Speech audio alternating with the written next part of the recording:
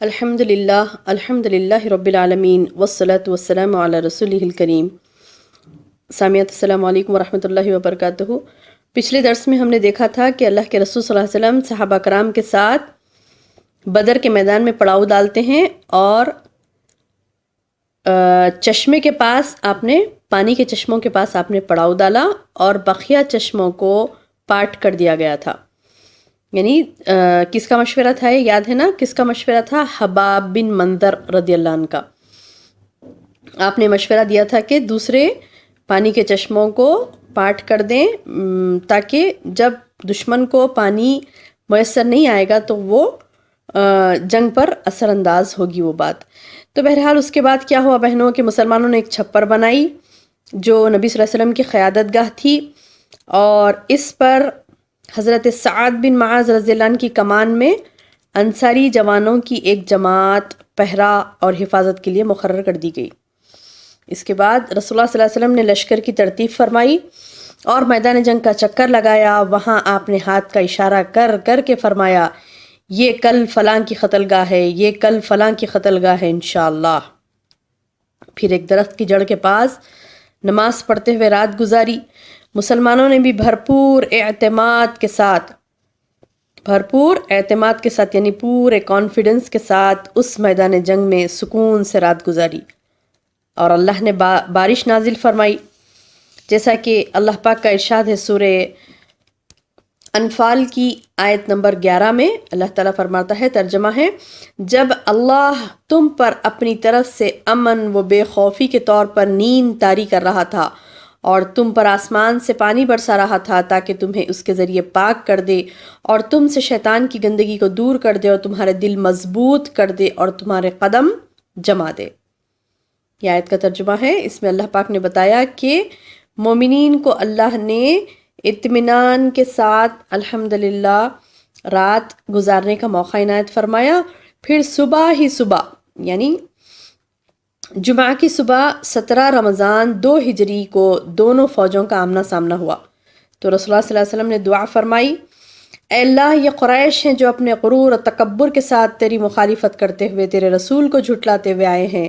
اے اللہ تیری مدد جس کا تو نے مجھ سے وعدہ کیا ہے، اے اللہ آج انہیں اینٹ کر رکھ دے، آج ان مشرکوں کو اینٹ کر رکھ دے۔ یہ دعا فرمائی آپ نے۔ پھر آپ نے صفیں برابر کی اور فرمایا کہ جب تک میرا حکم نہ آ جائے لڑائی شروع نہ کرنا، اور یہ بھی فرمایا کہ جب وہ تمہارے قریب آ جائیں تو ان پر تیر چلانا اور اپنے تیروں کو بچائے رکھنے کی کوشش کرنا، یعنی تیروں کو ویسٹ نہیں کرنا، اور جب تک تم پر کفار مشرکین دشمن جب تک تم پر چھا نہ جائیں تلوار نہ کھینچنا۔ اس کے بعد یہ انسٹرکشنز دے کر آپ اپنے چھپر میں واپس آ گئے۔ آپ کے ساتھ ابو بکر صدیق رضی اللہ عنہ بھی تھے۔ آپ نے اللہ عز و جل سے بڑے سوز کے ساتھ دعا فرمائی۔ اللہ کے رسول صلی اللہ علیہ وسلم نے بڑے درد کے ساتھ یہ دعا فرمائی اور لمبی دعائیں کرتے رہے، حتیٰ کہ آخر میں اتنا تک فرما دیا کہ اللہم ان تہلک ہذہ العصابہ اليوم لا تعبد ابدا، اللہم ان شئت لم تعبد بعد اليوم ابدا۔ اے اللہ اگر آج یہ جماعت ہلاک ہو گئی تو پھر کبھی تیری عبادت نہ کی جائے گی، اے اللہ اگر تو چاہے تو آج کے بعد کبھی تیری عبادت نہ کی جائے گی۔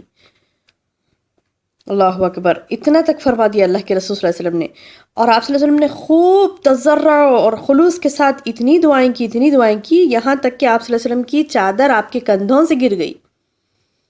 بعض روایات میں آتا ہے کہ آپ کے بغل کی سفیدی نظر آنے لگی، آپ اتنے اونچے ہاتھ اٹھاتے اور لرز کر دعائیں کرتے۔ آخر میں حضرت ابو بکر صدیق رضی اللہ نے چادر درست فرمائی اور عرض فرمایا کہ اللہ کے رسول بس فرمائیے۔ آپ نے اپنے رب سے جی بھر کر دعا فرما لی۔ پھر دوسرے طرف مشرکین کی صورتحال یہ تھی کہ ابو جہل نے بھی اللہ سے دعا کی، فیصلے کی دعا۔ کیا کہا ابو جہل نے؟ اے اللہ ہم میں سے جو فریق قرابت کو زیادہ کاٹنے والا اور غلط حرکتیں زیادہ کرنے والا ہے، اے اللہ آج اسے توڑ دے۔ اور کیا کہا ابو جہل نے؟ کہا کہ اے اللہ ہم میں سے جو فریق تیرے نزدیک زیادہ محبوب اور زیادہ پسندیدہ ہے، آج اس کی مدد فرما۔ الحمدللہ اس نے اپنے ہی لیے بد دعا کر لی ہے۔ اس کے بعد بہنوں مبازرت ہوئی. مبازرت کہتے ہیں کہ جب جنگ شروع ہونے سے پہلے دونوں فریقوں کے جو مضبوط آدمی ہوتے ہیں، ادھر سے ایک فریق کا آدمی آتا ہے، ادھر سے ایک آتا ہے، یا ادھر سے دو ادھر سے دو، یا ادھر سے تین ادھر سے تین، اس طرح آتے ہیں، اور جنگ کی شروعات ان دونوں تینوں ایک سے یا دونوں سے یا تینوں سے ہوتی ہے. تو قریش نے کیا کیا کہ اپنے 3 بہترین سوار کو پیش کیا. ایک عتبہ، ایک شیبہ، یہ 2 فرزندان ربیعہ تھے، یعنی ربیعہ کے فرزندان تھے عتبہ، شیبہ اور ولید بن عتبہ. یہ آگے بڑھے تینوں، عتبہ، شیبہ اور ولید بن عتبہ. اب مسلمانوں کو دعوت مبازرت دی، کہا کہ آؤ تمہارے پاس سے کون آتے ہیں؟ تو جواب میں انصار کے 3 جوان نکلے.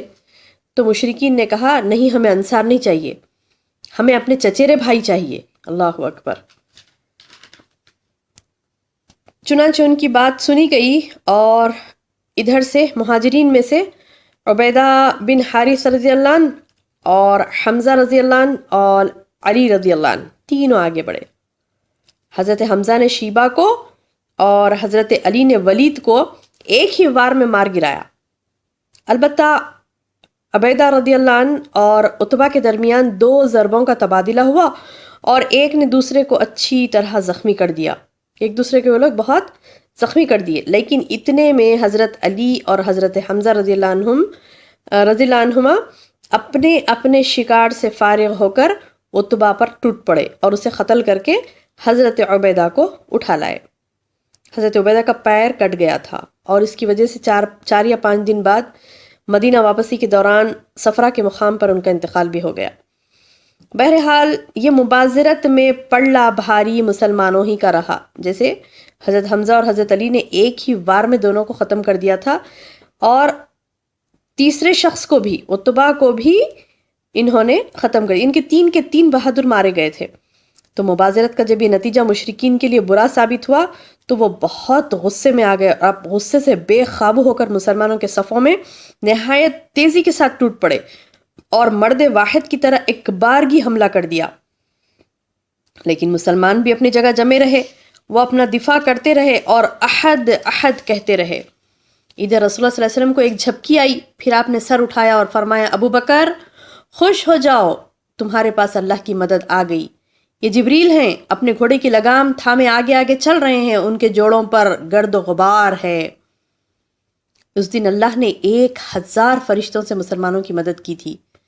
پھر رسول اللہ صلی اللہ علیہ وسلم ذرہ پہن کر سپاہیانہ شان سے آگے بڑھے. اس وقت آپ یہ آیت تلاوت کر رہے تھے. کون سی؟ سورہ قمر کی آیت نمبر 45. سَيُهْزَمُ الْجَمْعُ وَيُوَلُّونَ الدُّبُرَ. ان قریب یہ جتھا شکست کھا جائے گا اور پیٹ پھیر کر بھاگے گا. سبحان اللہ. یہ اللہ کے رسول صلی اللہ علیہ وسلم کا اعتماد تھا، بھروسہ تھا، کانفیڈنس تھا، اور اللہ تعالیٰ پر توکل تھا. اور یہ توکل کے ساتھ اللہ کے رسول صلی اللہ علیہ وسلم نے یہ آیت تلاوت فرمائی. ہمیں بھی اس آیت کو یاد رکھنا ہے، اور کبھی دشمن کا سامنا ہوا جتھوں کی شکل میں تو ہم یہ آیت اللہ پر توکل کر کے پڑھیں گے تو وہ جتھا ضرور شکست کھائے گا. کون سی آیت ہے یہ؟ سَيُهْزَمُ الْجَمْعُ وَيُوَلُّونَ الدُّبُرَ. ان قریب یہ جتھا شکست کھا جائے گا اور پیٹ پھیر کر بھاگے گا. پھر آپ نے ایک مٹھی کنکری لی اور ایک مٹھی کنکریلی مٹی لی اور کہا کہ شاہت الوجوہ، چہرے بگڑ جائیں. یہ کہتے ہوئے مشرکوں کے چہروں پر دب ماری. اللہ کی قدرت دیکھیے کہ کوئی مشرک ایسا نہ بچا جس کی دونوں آنکھوں اور نتنوں میں ایک مٹھی مٹی میں سے کچھ نہ کچھ حصہ نہ گیا ہو. یعنی سب کے آنکھوں میں اور ناک کے نتنوں میں کچھ نہ کچھ مٹی کے ذرات گئے. اسی کے متعلق اللہ تعالیٰ ارشاد فرماتا ہے سورہ انفال آیت نمبر 17 میں وَمَا رَمَيْتَ إِذْ رَمَيْتَ وَلَكِنَّ اللَّهَ رَمَا. جب آپ نے پھینکا تو در حقیقت آپ نے نہیں پھینکا بلکہ اللہ نے پھینکا. پھر رسول اللہ صلی اللہ علیہ وسلم نے مسلمانوں کو مشرکین پر حملے کا حکم اور جنگ کی ترغیب دیتے ہوئے فرمایا شدو، چڑھ دوڑو. چنانچہ مسلمان جن کا جوش جہاد اب شباب پر تھا چڑھ دوڑے، اور ان کے جوش و خروش میں یہ دیکھ کر مزید اضافہ ہو گیا کہ رسول اللہ صلی اللہ علیہ وسلم بنفس نفیس خود ان کے درمیان موجود ہیں اور سب سے آگے بڑھ کر لڑ رہے ہیں۔ چنانچہ وہ صفوں کی صفیں درہم برہم کرنے لگے، گردنیں کاٹنے لگے، اور فرشتوں نے بھی ان کی مدد کی۔ وہ بھی مشرکین کی گردنیں کاٹتے، مارتے، جوڑوں پر ضرب لگاتے ہوئے آگے بڑھتے۔ چنانچہ آدمی کا سر کٹ کر گرتا اور پتہ نہ چلتا کہ کس نے مارا ہے، آدمی کا ہاتھ کٹ کر گرتا اور پتہ نہ چلتا کہ کس نے کاٹا ہے۔ تو یہ کون کر رہے تھے؟ فرشتے۔ پھر یوں مشرکین پر شکست نازل ہوئی اور انہوں نے راہ فرار اختیار کی، اور مسلمانوں نے ان کو کھدیڑ لیا، کسی کو قتل کیا تو کسی کو قید کیا۔